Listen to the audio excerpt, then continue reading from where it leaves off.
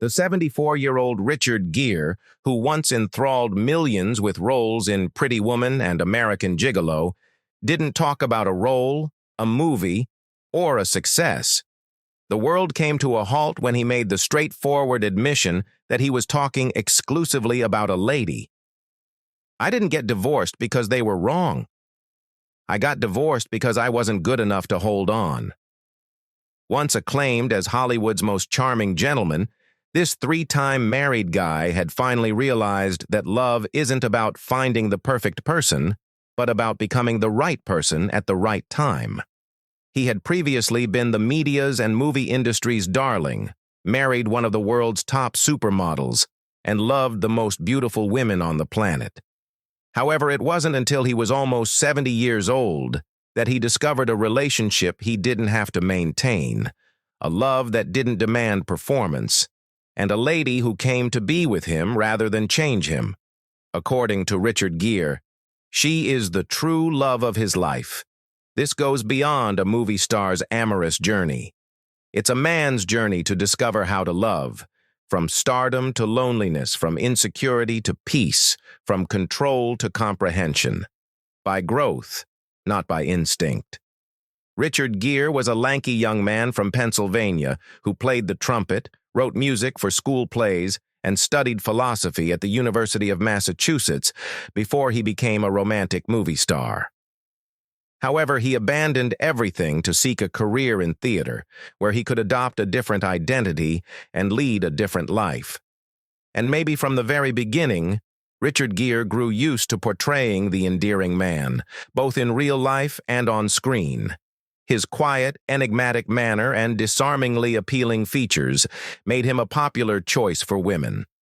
However, Richard's early relationships came and went fast, intense enough to be intoxicating, but never staying long enough to hold on, much like how he always managed to evade classifications.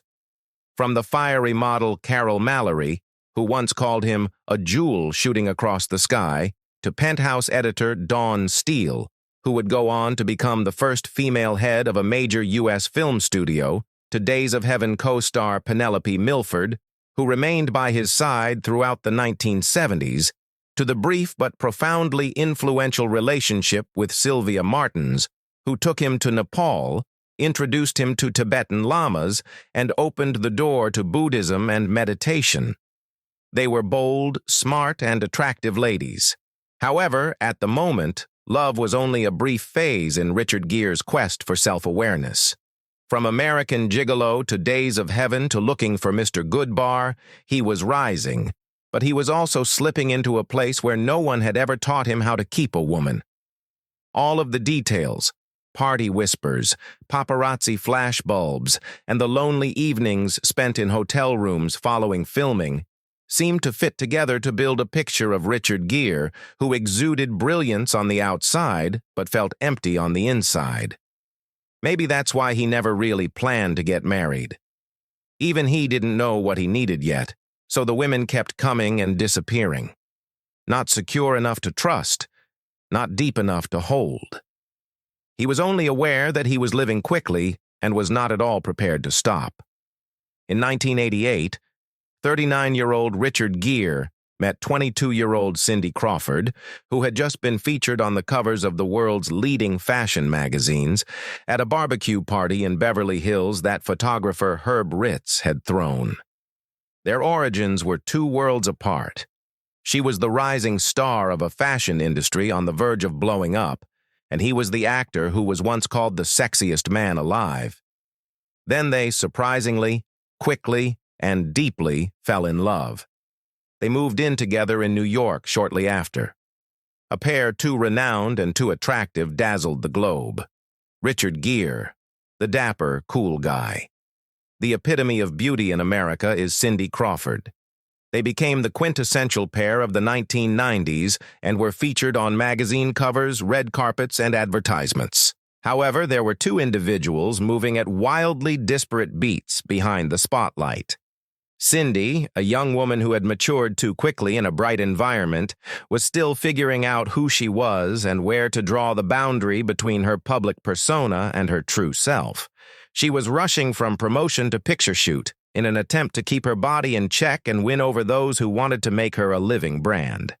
Richard, meanwhile, had grown weary of the crowds after 20 years as Hollywood's ideal man.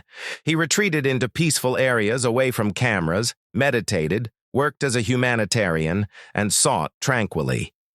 In 1991, they were married in a very private ceremony in Las Vegas, with silver foil rings, no guests, and no media. It was just two people attempting to cling to something lovely that was already beginning to go. However, distance cannot be overcome by marriage. Cindy boarded aircraft as Richard meditated. She continued to move, attempting to become the woman he needed even when he sat motionless in quiet. She once stated, "I tried to become the woman he needed, and then I lost myself." There was only a deepening stillness and two people living like roommates, schedules no longer matching, emotions no longer meeting, instead of scandal or treachery. They secretly got divorced in 1995. No lawsuits, no foul language. The only thing the media could write was a question mark. Why did the ideal couple split up? I loved a woman who didn't yet know who she was, and I thought love could help her find stability. But that was an unfair expectation. No one was wrong. They just didn't meet at the right time in the journey of their lives. One was still flying. The other had already landed. Richard finally said, briefly, but effectively, that one thing nearly 30 years later. Following his divorce from Cindy Crawford, Richard Gere avoided raucous relationships. He was no longer featured alongside young supermodels on magazine covers. Rather, he withdrew into himself, studying Tibetan Buddhism, traveling throughout Asia, meditating and playing slower, more complex characters in films. He subsequently met Carrie Lell, an actress who was formerly known as a Bond girl in License to Kill, as a smooth transition following emotional turmoil. A serene, experienced, and attractive woman. No glamour, no craziness. Richard then thought that Carrie was his ultimate destination since she seemed like a tranquil oasis. They started dating in 1995, lived in silence, and had a son, Homer James Jigmar, in 2000. At the age of 51, Richard became a father for the first time. They were married in a private ceremony in 2002. Carrie spent the majority of her time as a mother in Pound Ridge, New York, a tiny family that chose to live away from the spotlight. There were no paparazzi, red carpets, or media hype. In addition, Richard continued his humanitarian activity, read books, made a few films, and planted vegetables. However, there are instances when parallel patience only creates the appearance of stability. Two individuals were gradually slipping out of each other's orbit behind that serene veneer. Richard has a very introverted personality. Immersed in retreats in Tibet or Nepal, he would meditate for hours on end, drawn to the ideas of quiet and detachment. Carrie, meanwhile, still required movement, connection, and social space to feel alive even though she was less frequently in front of the camera. They were spotted together less and less over time. At film events and ceremonies, one would attend while the other would not. The schedules are no longer in sync. Silence had started to speak, but no one had spoken it out loud. After 18 years together and 11 years of marriage, Carrie Lell formally filed for divorce in 2013. Intractable disputes were cited as the cause. However, people close to them disclosed deeper facts that suggested Carrie felt excluded from her husband's world. She didn't possess the spirit's key to the house she resided in. Richard, meanwhile, continued to see quiet as an indication of tranquility. He didn't realize that stillness isn't tranquility when it lasts too long until things started to fall apart. It's an indication. And I didn't hear it. Financial issues, not emotional ones, caused the divorce to go on for 3 years. Multiple court cases resulted from assets valued over approximately $45 million, including real estate in multiple locations. Despite the strain, they made a good decision by deciding to split custody of their son, Homer, who is described as calm and sensitive, just like his father. Following the divorce, neither Richard nor Carrie spoke. There was only a deep, silent feeling that something was broken. Nobody turned on the others. Nobody got lost. Simply said, two people were unable to contact at one point because they were too honest with themselves. Richard Gere virtually disappeared from the media after Carrie Lell. There were no award shows, red carpet appearances, or interviews. People imagined that he had decided to spend the remainder of his life in silence as a contemplative soul, a father, or a meditator. However, genuine love came just as he had given up looking. When Richard Gere's divorce with Carrie Lell was still pending in 2014, he suddenly showed up next to Padma Malakshmi, a model, novelist, and top chef host. Although it sparked media interest, the relationship never made headlines.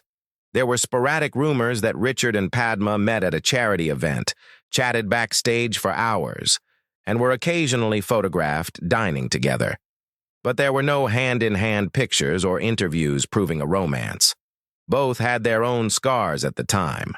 Richard was divorcing his wife of 18 years.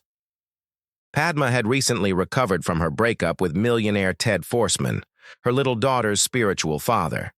Rather than a flash of fire, they discovered in one another a tired comprehension. It was reported that Richard discovered a silent delight in Padma over those short months, long talks, straightforward meals, and no obligation to participate. However, they both realized that they were at quite distinct stages of life at the same moment. Richard yearned for peace, quiet, and meditation. Padma is well-known, lively, and attracted to the fervor of international events and television. After roughly 6 months, they ended their relationship amicably and without regret. No altercations, no scandal. According to a close source, they just concluded that since their lives were too busy going in different directions, it would be best to remain friends. The impression of a Richard Gere who had started to slow down was all that was left of this brief connection. He was learning to recognize that harmony cannot be imposed, and that sometimes love alone is insufficient to keep someone around. He was no longer loving to fill a void or out of loneliness, and maybe it was from that very spot that the desire to hunt silently subsided. Richard Gere started to give up any hopes of finding love or hoping for a miracle. That was the very time when Alejandra Silva, the last person to enter his life without making a sound, exerting pressure, or requiring a handhold, entered it. After 3 marriages, a series of enticing but brief relationships, and years of roving between monasteries and movie sets, Richard Gere eventually stayed down. It's commonly said that when you stop searching for love, love finds you. No pursuit, no attempt to establish anything. And Alejandra Silva came into his life at that very moment. Alejandra Silva, a Spanish woman with serene eyes, beautiful blonde hair, and the delicate heart of a social warrior, never imagined falling in love again. She was neither as glamorous as Cindy Crawford, nor as experienced on stage as Carrie Lell. She was leading the Rise Foundation to fight homelessness in Madrid, parenting her child alone, and just went through a divorce. She once candidly stated, "I don't do charity work to be seen. I do it because if I can't give my whole self to it, I'd rather not do it at all." She had experienced homelessness in order to comprehend the suffering of those without refuge. They reconnected in 2014 at her family's hotel in Positano, Italy. Gere was discreetly ending his second marriage at the time. Weary, she was also buried in divorce documents. However, they failed to see the past when they looked at one another. They envisioned a tranquil future that they might create together. Richard Gere stepped first, softly and quietly. He composed brief melodies, sent handwritten letters, and sent flowers every day. Saying in a whisper rather than trying to dominate her, "I'm ready to stay if you need someone beside you." At first, Alejandra said no. The 33-year age difference worried her. She was aware of his international fame. She has no desire to follow in Richard Gere's footsteps. He didn't give up, though. He failed to convince. He waited. He just existed, silent and patient enough for her to notice. It wasn't another love story. It was a house. In April 2018, they tied the knot in a small-scale Buddhist ceremony in New York. Alejandra had already converted because she identified with the same beliefs as Gere, not because he asked.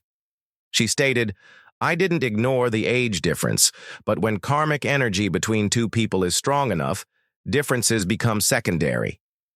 And she then told Hola, "Meeting Richard Gere felt like someone reaching out, pulling me out of the dark and showing me the way. I was lost. He was the light." Following the wedding, they relocated to the same quiet Pound Ridge mansion where Gere had previously resided with Carrie Lell. He did not, however, erect fortifications this time. The doors were left open. They cohabitated as friends with no authority, no duties, and no expectations. Alexander, their first son, was born in 2019. Their second child, whose name is kept a secret, was born in 2020, but the delight was unmasked. Alejandra frequently posted pictures of family outings, meditation sessions, and their two kids reaching out to enjoy the autumn sunlight on Instagram. Richard Gere once said of his spouse, "She's the funniest, smartest, most sensitive, brave woman who knows what she wants. I don't need her to be anyone else, and I don't need to play the perfect husband. We live close without needing to explain." Alejandra describes him as the kindest man I've ever met. In addition to being a considerate spouse who composes music for her every morning and continues to give her flowers after they were married, he is also a calm father who always prioritizes his family by cuddling his kids as they go to sleep.